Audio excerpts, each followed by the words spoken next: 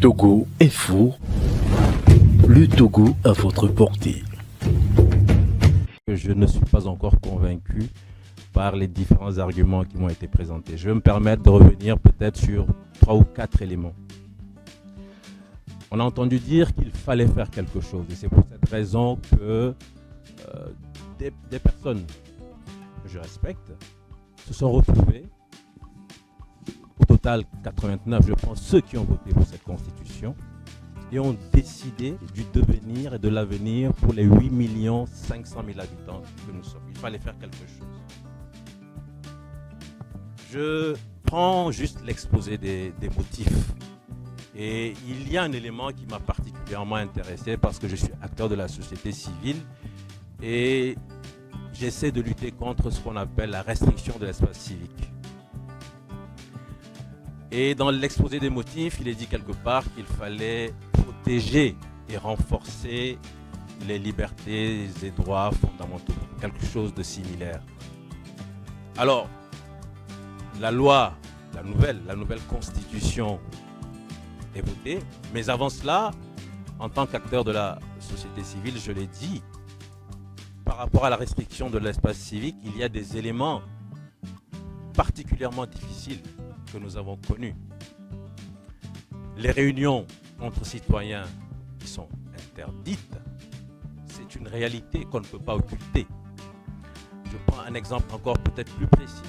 Amnesty International, je ne vais pas prendre mon organisation particulièrement, on pourrait penser à certaines choses, mais je prends Amnesty Togo qui va à Takpamé et la préfecture envoie la gendarmerie. Permettez quand même que je parle de moi, je ne veux pas essentiellement parler des autres. Les universités sociales du Togo décident de construire des latrines à Asrama, 4 cabines, à une population qui ne dispose pas de latrines et qui doit aller dans les fourrés pour se soulager. On interdit cela. Les universités sociales du Togo décident de construire, avec l'aide des jeunes Togolais venus de Tapaon, Sokolé, Kara, qui descendent sur Lomé pour construire une latrine publique dans une école communautaire, on l'interdit, etc. Je pourrais vous multiplier les exemples. On n'a pas beaucoup de temps, je m'arrête à ça. Et on se dit, voilà cette nouvelle constitution qui va protéger, renforcer les droits et libertés. On se dit, pourquoi pas? Et le jour ou la nuit où la nouvelle constitution est adoptée, le lendemain, qu'est-ce qu'on voit? Conférence de presse.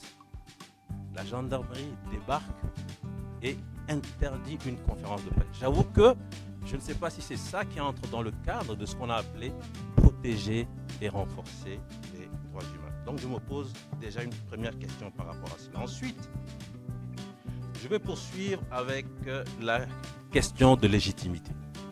Revenons-en aux faits. Nous avons une assemblée qui a été élue, je vais dire élue, qui exerce son mandat. Tout le monde s'attend à ce qu'avant le 31 décembre 2023, il y ait des élections législatives. Je précise qu'au Togo, il n'y a pas eu de guerre.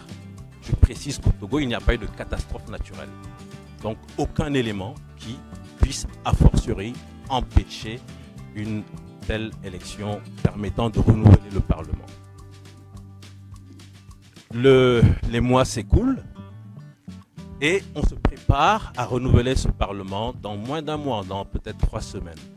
Et voilà que, brusquement, comme tombé du ciel, on nous annonce une nouvelle constitution, sans entrer dans le fond, je le précise. Sans entrer dans le fond, on nous annonce une nouvelle constitution que 89 personnes ont choisi d'imposer à toute la nation qui compte 8 500 000 habitants, sans avoir consulté une composante de cette nation. Pour moi, c'est du mépris. Je m'exprime en tant que citoyen, c'est ce que j'ai ressenti. Et c'est ça qui fait que on commence à parler d'illégitimité, mais pas que. Revenons-en à cette nouvelle constitution qu'on nous propose. Il y a un passage, je ne sais pas si dans la dernière mouture on a fini par l'enlever, mais il y a eu un passage qui disait que l'Assemblée nationale, à qui il reste 3 mois de vie, je ne sais pas si c'est un terme juridique, mais permettez que je m'exprime comme ça en profane, l'Assemblée nationale à qui il reste 3 mois de vie ne peut pas choisir ou désigner ou élire le président. Et l'esprit, donc, c'est quoi? Ça veut dire que on estime qu'une assemblée qui est en fin de mandat, 3 mois de vie, n'a plus cette force nécessaire, cette légitimité nécessaire pour choisir ce président qui va rester en tant que président de la République pendant 6 années à la tête de l'État. Alors, si, en écrivant cela, l'esprit c'est qu'en approchant de la fin du mandat, on perd cette force, cette légitimité, alors qu'en serait-il d'une assemblée qui a même fini son mandat et qui a eu 3 mois supplémentaires? Pas parce qu'il y a eu une guerre, pas parce qu'il y a eu une catastrophe naturelle, mais parce que tout simplement, celui qui disposait de la majorité n'a pas voulu organiser les élections. Et donc, vous ne pouvez pas occulter le fait que les populations se posent des questions par rapport à cet aspect et qu'on dise qu'il y a illégitimité. L'article qui dit « reste en fonction », c'est ce que je viens d'expliquer. Vous n'auriez pas souhaité quand même que dans la Constitution, on aille encore dans le détail en disant que quand on dit « reste en fonction », ça veut dire que ne peut faire que ceci, ne peut faire que ceci, ne peut... Soyons sérieux. Je poursuis s'il vous plaît. Le régime parlementaire, on a fait des références historiques, les années 40, les années 50, la Constitution de 92, le régime parlementaire en Allemagne, etc. Et j'espère qu'on n'est pas en train de comparer la démocratie togolaise à la démocratie allemande. Je respecte mon pays, le Togo, mais je dois dire que nous sommes encore très loin des normes et des standards en termes de démocratie. Ne comparons pas la démocratie de notre pays, le Togo, avec la démocratie allemande. Nous sommes des scientifiques, ou si vous voulez, quelques scientifiques autour de cette table, parce que nous sommes professeurs à l'université et on estime que nous sommes des scientifiques. Je vais donc faire une hypothèse de scientifique. Imaginons un instant, comme cela a été dit, qu'on ait voulu changer cette constitution pour permettre de perpétuer un pouvoir. C'est une hypothèse. Nous sommes des scientifiques. Essayons d'analyser quelques faits. 2019, après l'avoir détricoté en 2002, le Togo réintroduit la disposition qui limite le nombre de mandats présidentiels. Et vous le savez, j'ai toujours milité pour cette disposition au niveau de la CEDEAO, au niveau de l'espace communautaire. Donc, je ne peux pas dire que ce n'est pas une avancée. 2019, le Togo réintroduit cette disposition. Et 3 années plus tard, 2022, puisque cette disposition a été réintroduite, on l'a dit ici, quelqu'un l'a dit, quand on fait une modification, c'est dans le sens de l'intérêt général. Donc on a estimé que c'était dans le sens de l'intérêt général du peuple togolais. On a estimé que c'est une vertu. Et on s'étonne que le Togo soit ce pays qui, de nouveau, s'oppose à l'introduction de cette disposition, à l'introduction de cette vertu, allais-je dire, au niveau de l'espace communautaire, dans le protocole additionnel sur la démocratie et la bonne gouvernance. Alors on se pose des questions.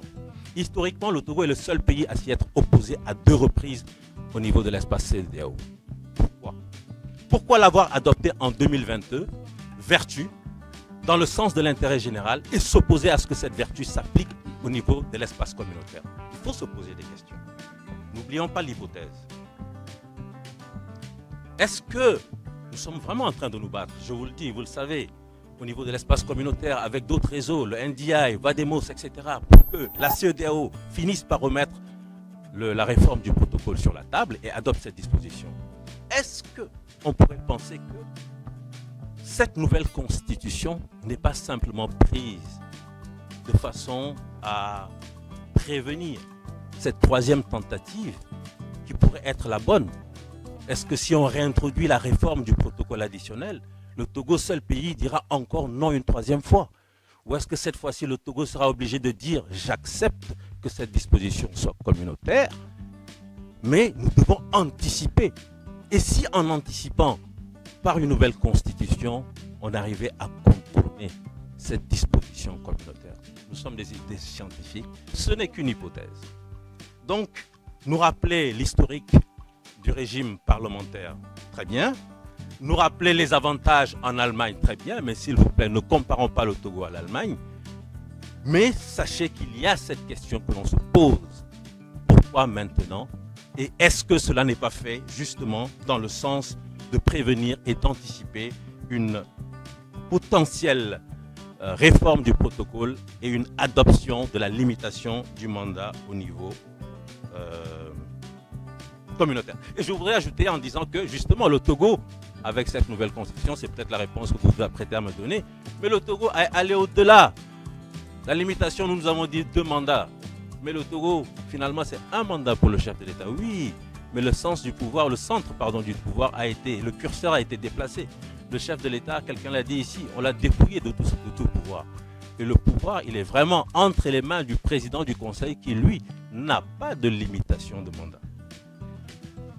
Je vais bientôt finir, je ne vais pas monopoliser la parole. Mais comme je suis seul parmi 8 ou 9, permettez que je m'exprime davantage.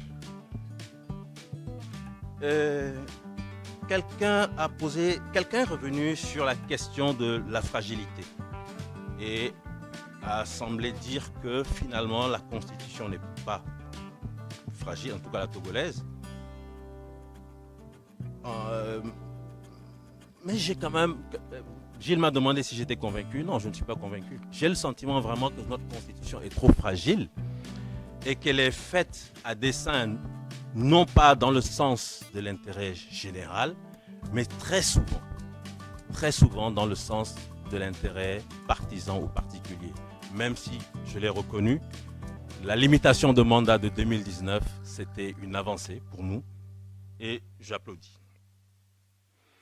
Je disais donc que le fait d'être revenu sur une modification constitutionnelle en 2005, je ne sais pas si ça a mis 2 semaines ou 3 semaines, permettez que je puisse me tromper un peu sur les dates, mais déjà vous savez que le 6 février, il y a eu, j'utilise le terme que l'on utilise généralement, nous qui sommes entre guillemets opposants, il y a eu tripatouillage de la Constitution, le 6 février.